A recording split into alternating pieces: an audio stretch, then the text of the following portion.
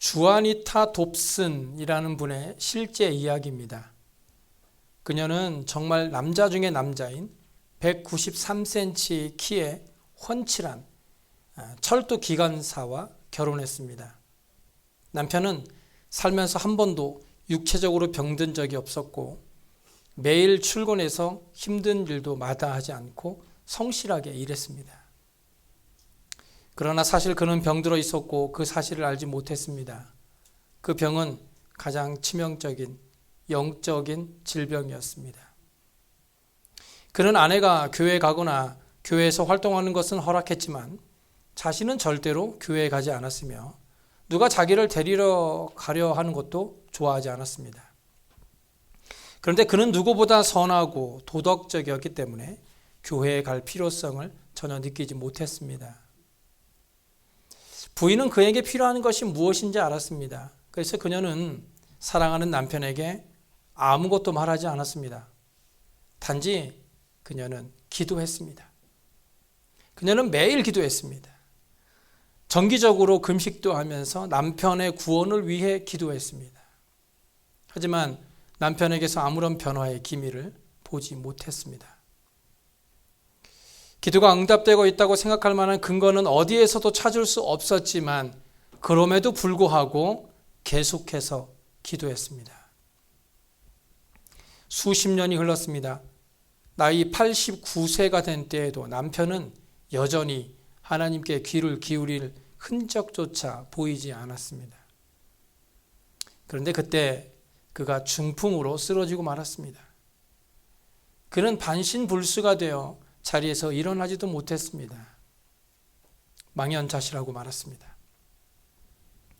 어느 날 오후 그의 딸이 날마다 하던 대로 아버지가 누운 자리를 바로 펴고 약을 발라드리고 아버지의 마음을 즐겁게 하거나 위로하기 위해 무엇을 할 수 있을까 살폈습니다. 그런데 문득 딸은 아버지가 울고 계신 것을 알았습니다. 두터운 가죽 같은 뺨 위로 눈물방울이 흘러내리고 있었습니다. 아버지의 그런 모습을 본 적이 없던 딸은 놀라움을 삼키며 침대에 몸을 굽혀 물었습니다. 아빠, 무슨 일이세요? 얘야, 가서 엄마 좀 오시게 해라. 노쇠한 아내는 힘없는 다리로 힘을 다해 급히 계단을 올라왔습니다. 그녀는 남편이 내민 손을 잡았고 남편이 말했습니다. 나는 이제 곧 죽을 것이요. 죽는 것이 겁나진 않소.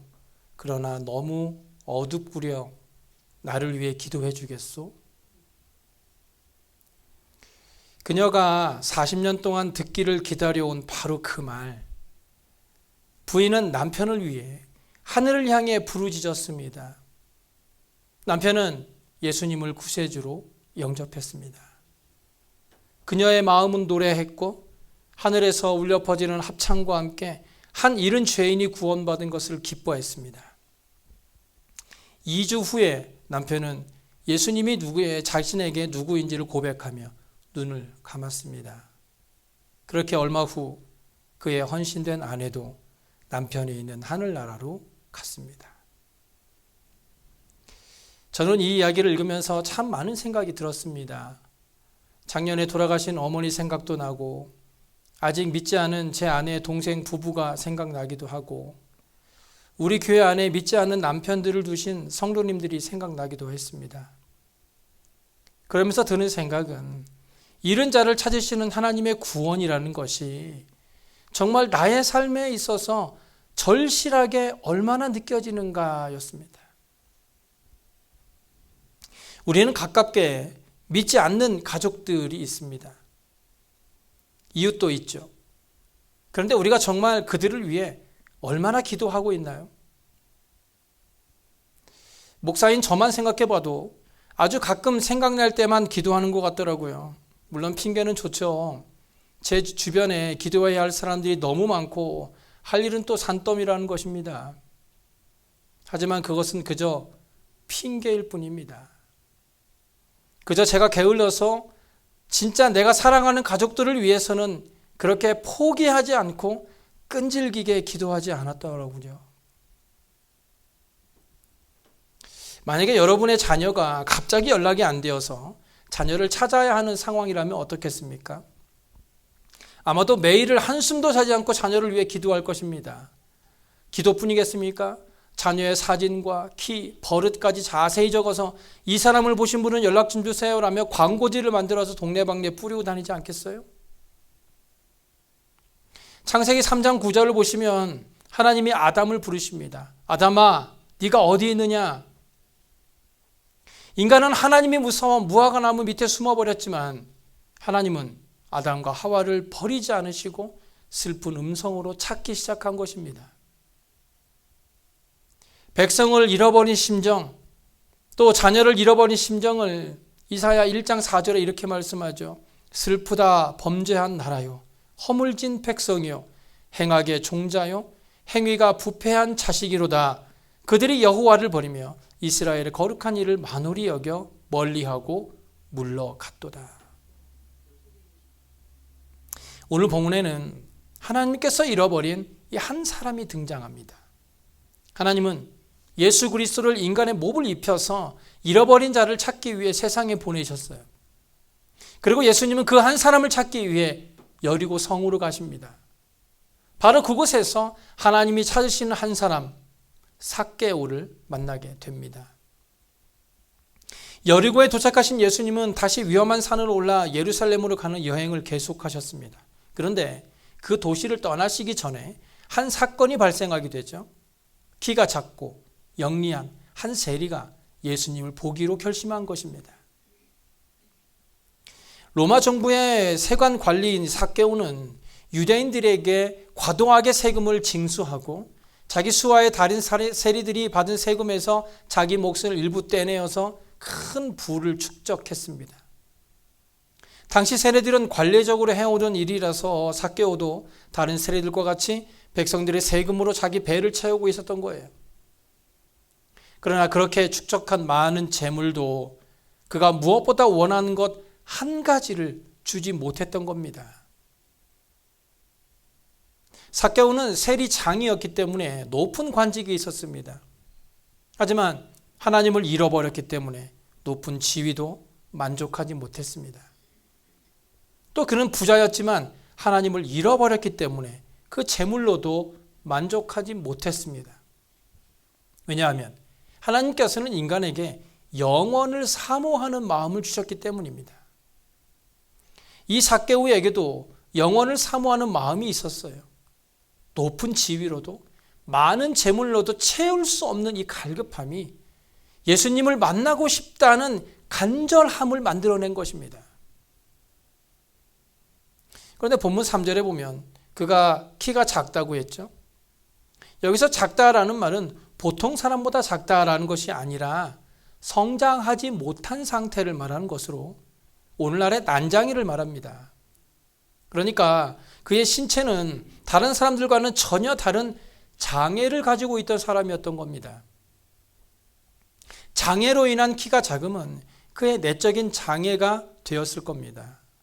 이 사람들은 자기를 정상인으로 보지 않았기 때문에 어쩔 수 없이 사회로부터 소외되어 살아왔던 것입니다. 사도 바울도 고린도전서 15장 8절에 이렇게 고백하죠. 맨 나중에 만삭되지 못하여 난 자 같은 내게도 보이셨느니라. 바울은 모두가 인정하는 위대한 사도였지만 만삭되지 못한 자신에게도 보이셨다라고 고백합니다. 신체적으로 다른 사람과 같지 않고 또 가난하고 무식하다 할지라도 예수님은 그것을 보지 않습니다. 예수님을 만나는 데 있어서 그런 것들은 아무런 문제가 되지 않습니다. 삭개오는 자신의 신체적인 장애가 있었음에도 불구하고 예수님을 만나러 갔습니다. 그런데 문제에 부딪히게 되죠. 3절에 사람이 많아 할 수 없었던 겁니다. 키가 작아도 사람들이 많지 않으면 볼 수 있어요. 이것은 외적인 장애물이기 때문에 그게 어떻게 할 수 있는 문제는 아니었습니다. 삭개오는 신체 장애로 인한 내적인 장애가 있었을 겁니다. 상처가 있었을 거예요. 그리고 많은 사람들로부터 외적인 문제까지 겹치게 된 거예요. 내적인 상처는 자신이 극복하면 되지만 사람이 많다는 것은 극복하기 어려운 문제였습니다. 왜냐하면 그 많은 사람들이 자신을 세리장인 것을 이미 알고 있었고, 그렇기 때문에 자신들의 세금으로 자기 배를 불리는 사람이라고 해서 자기를 미워하고 멀리했기 때문이죠. 다른 사람 같았으면 포기하고 말았을 겁니다. 하지만 그는 포기하지 않았죠. 그는 예수님이 가시는 길 앞으로 달려갔습니다. 목적은 예수님을 멀리서나마 보기 위해서였죠. 삭개오가 사람들 앞으로 달려갈 때 많은 사람들이 비방했을 거예요. 백성의 원수 세리장이며 부자이고 난장이가 되어가지고 예수님을 보겠다고 앞으로 달려가는 모습을 보며 손가락질했을 겁니다. 하지만 삭개오에게 있어서 다른 사람들의 비방이나 비웃음은 문제가 아니었습니다. 그는 예수님이 걸어가시는 방향을 주목하고 앞서 달려가서 돌 무화과 나무 위로 올라갔습니다. 이 키도 작은 사람이 나무 위로 올라갈 때 얼마나 힘이 들었겠습니까? 그런데도 그는 포기하지 않았죠. 마가복음 2장에는요, 한 중풍병자 이야기가 나와요. 한 중풍병자를 고치려고 4사람이 예수님께 왔습니다. 그런데 그 집에 사람이 너무 많아 들어갈 수 없게 되자 지붕 위로 올라가서 지붕을 뚫고 중풍병자를 예수님께 달아내렸습니다. 그들의 용기는 믿음에서 나온 것입니다. 예수님은 그들의 믿음을 보시고 작은 자야 내 죄 사함을 받았느니라 하시며 그의 병을 고쳐주시죠. 그냥 돌아갔으면 고치지 못했을 거지만 난관을 뚫고 나갔기 때문에 고침을 받을 수 있었던 겁니다. 삭개오가 돌 무화과 나무 앞에 갔을 때 나무가 높다고 해서 올라가지 않았다면 예수님을 만나지 못했을 거예요. 우리 앞에는 늘 돌 무화과 나무 같은 장애물들이 많습니다. 때로는 그 나무가 너무 커 보여서 올라갈 엄두조차 내지 못할 때가 많죠. 하지만 거기서 포기하면 거기서 끝나고 말지만 포기하지 않으면 그 나무를 오르게 되면 생각보다 높지 않네? 오를만 하네? 높지 않은 나무에 놀랄 때가 많습니다. 예수님은 나무 위에 있는 삭개오를 보았어요. 그리고 말씀하시죠. 삭개오야, 속히 내려오라. 내가 오늘 네 집에 유하여야겠다. 예수님이 삭개오 집에서의 식사를 제안하신 거예요. 또 잠을 자겠다는 거예요. 뜻밖의 특권으로 기쁨이 넘친 삭개오는 급히 나무를 내려왔습니다. 자, 이번에는 그가 사람들을 해치고 예수님께 다가가는데 아무런 어려움이 없었어요. 하지만 세리에게 그 길을 열어주면서 사람들은 불평했습니다. 어떻게 이런 일이 있을 수 있지? 우리는 예수님을 메시아로 생각했는데 그분이 저 원수, 정부를 대표하고 또 우리의 돈을 그들에게 주는 죄인과 같은 식사를 한다고? 그것도 잠을 주무신다고? 어떻게 예수님은 저런 반역자들과 함께 식사를 하고 교제를 나눌 수 있는가? 그런데 그들이 모르고 있던 사실이 하나 있죠. 우리 주님은 의인을 부르러 온 것이 아니라 죄인을 부르러 오셨다는 겁니다. 우리가 이렇게 교회에 나와서 하나님을 예배하는 자리에 앉아 있는 것은 우리가 죄인이기 때문입니다. 저와 여러분이 죄인이기 때문에 하나님을 예배하는 이 귀한 자리에 앉아 있는 것이지 세상 사람들보다 더 잘나서 이 자리에 앉아 있는 것이 아니에요. 많은 분들이 교회에만 오면 자기가 제일 의인인 줄 압니다. 다른 사람의 말은 다 틀리고 내가 하는 말만 맞고 다른 사람의 음식은 다 맛이 없고 내가 하는 음식만 맛있다는 거예요. 그런데 죄송하게도 예수님은 그런 죄인을 위해 이 땅에 오신 것이 아닙니다. 여러분이 만약 그런 의인이라면 지금 이 자리에서 나가셔도 됩니다. 그런 의인은 예수님이 필요 없으니까요. 아니, 예수님이 그런 사람들을 원하지 않으십니다. 예수님께서는 허물과 죄가 많은 저와 여러분을 위해 이 땅에 오셨어요. 우리에게 허물과 죄가 많기 때문에 예수님이 필요한 것입니다. 예수님은 그렇게 유대인들이 정치적, 경제적 반역자로 여기는 사람과 식사를 하러 가셨어요. 요한계시록 3장 20절에 볼지어다 내가 문 밖에 서서 두드리노니 누구든지 내 음성을 듣고 문을 열면 내가 그에게로 들어가 그와 더불어 먹고 그는 나와 더불어 먹으리라 하고 말씀하죠. 허물과 죄가 많은 우리의 마음에도 우리 주님께서 찾아오셔서 문을 두드리실 때 마음의 문을 활짝 열어야 됩니다. 어서 오십시오. 나 혼자 잘났다고 꼭꼭 걸어 잠그지 말고 우리 주님을 마음에 영접할 때 하나님의 자녀가 되는 권세를 얻게 될 줄로 믿습니다. 예수님을 영접한 삭개오는요, 완전히 다른 사람이 됩니다. 그는 자신이 가진 것의 절반을 가난한 사람들에게 주겠다고 했어요. 그는 과도하게 세금을 징수하는 사람들을 찾아 속인 것의 4배를 갚기로 했습니다. 삭개오는 회개했습니다. 그가 회개한 방법은 2가지였어요.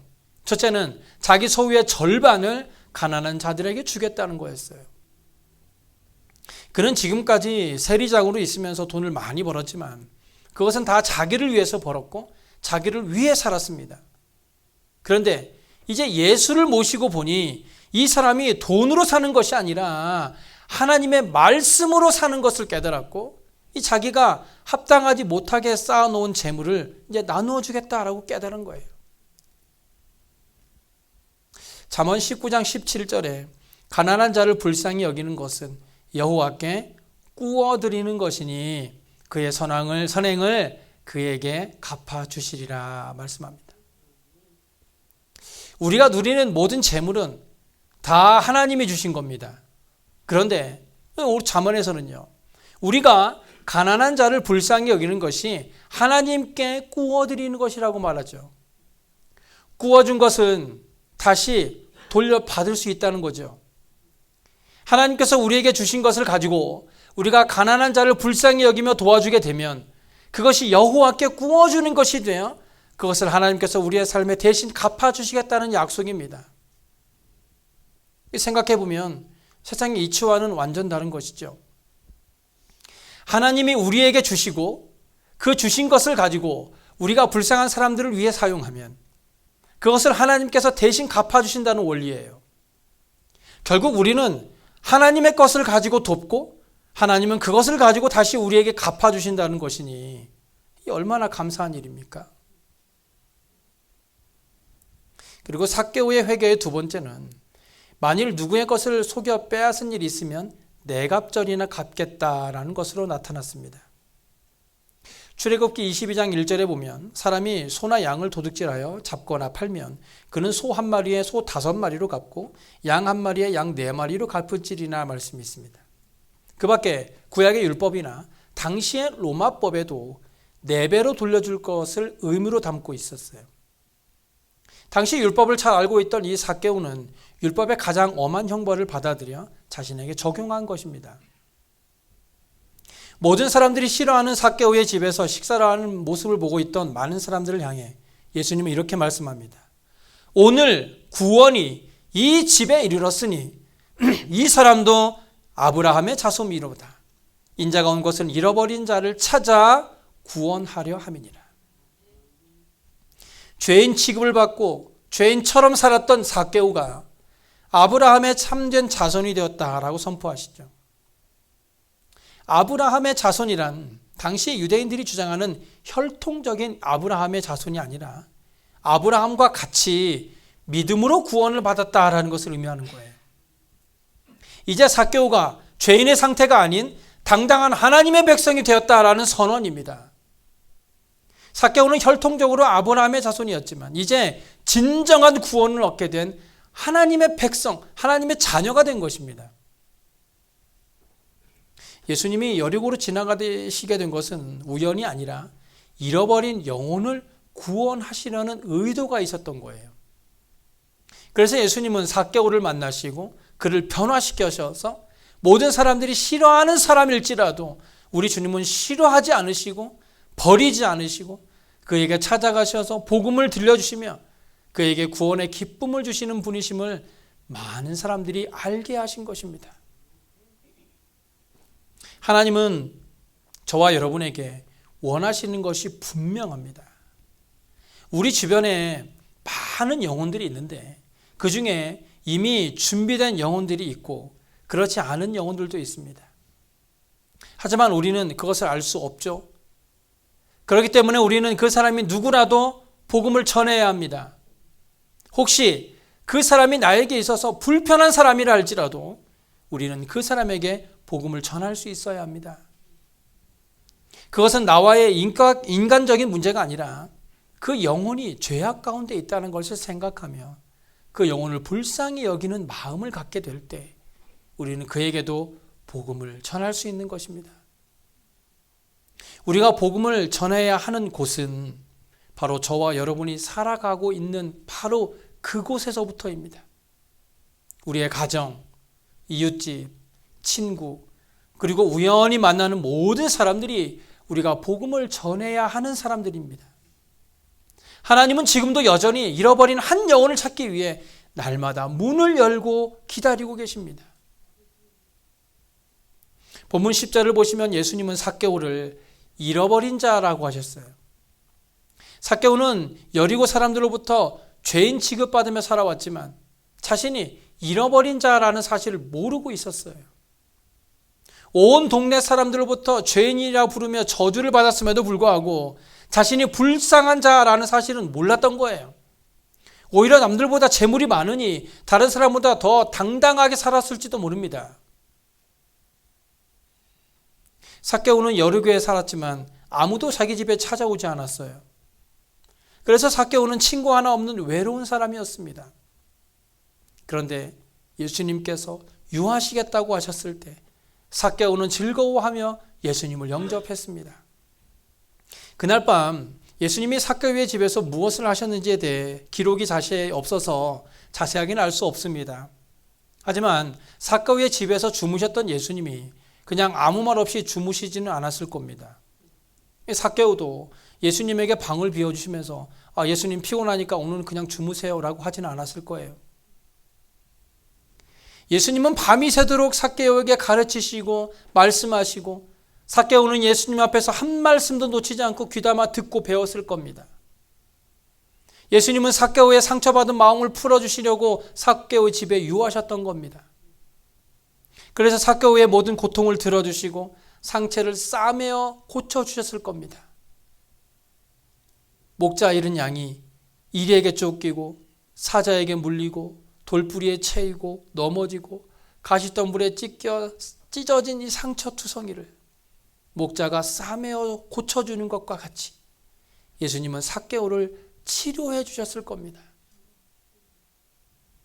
이 시간 예수님이 저와 여러분의 마음의 문을 두드리십니다.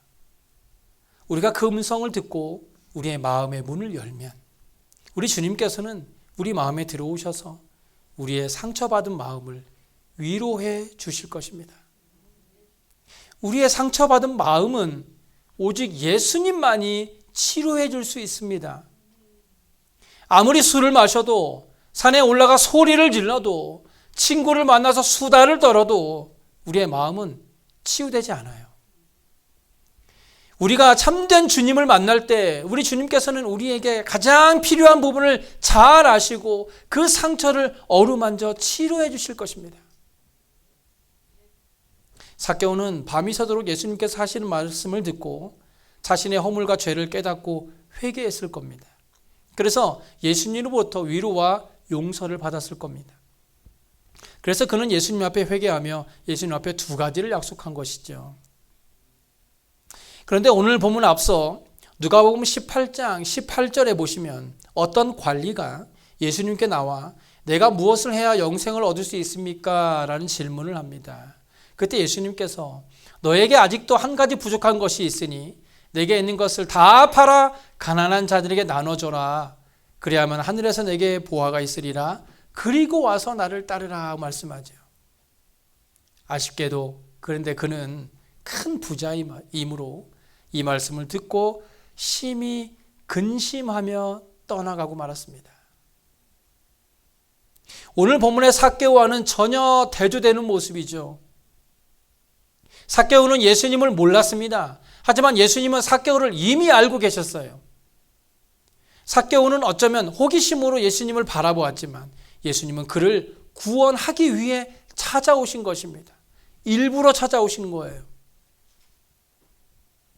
우리의 신앙생활은 내가 하나님께 무엇인가를 드리고 또 하는 것 같지만 사실은 하나님께서 우리를 찾아오신 겁니다. 하나님께서 우리를 구원하시고 축복하시기 위해 문을 두드리고 계신 거예요. 내가 예수님을 보는 것이 아니라 예수님이 나를 보고 계십니다. 내가 말해야 예수님이 아실 거라 생각하지만 예수님은 이미 알고 계십니다. 내가 예수님을 위해 봉사하는 것 같지만 예수님은 이미 우리를 위해 십자가에서 피 흘려 죽으셨습니다. 그러므로 우리가 할 일은 그저 우리의 마음의 문을 두드리시는 예수님에게 문을 열기만 하면 됩니다. 그리고 예수님을 만나면 됩니다. 나는 그저 죄인임을 고백하며 하나님 앞에 회개하며 나아가기만 하면 됩니다. 우리가 우리의 연약함을 인정하며 하나님 앞에 죄인된 모습으로 나아갈 때 하나님께서는 우리의 상처받은 마음을 치유하시고 부족한 것을 채우시며 천하보다 귀하게 여기시는 하나님의 사랑으로 저와 여러분의 삶을 축복해 주실 줄로 믿습니다. 기도하겠습니다.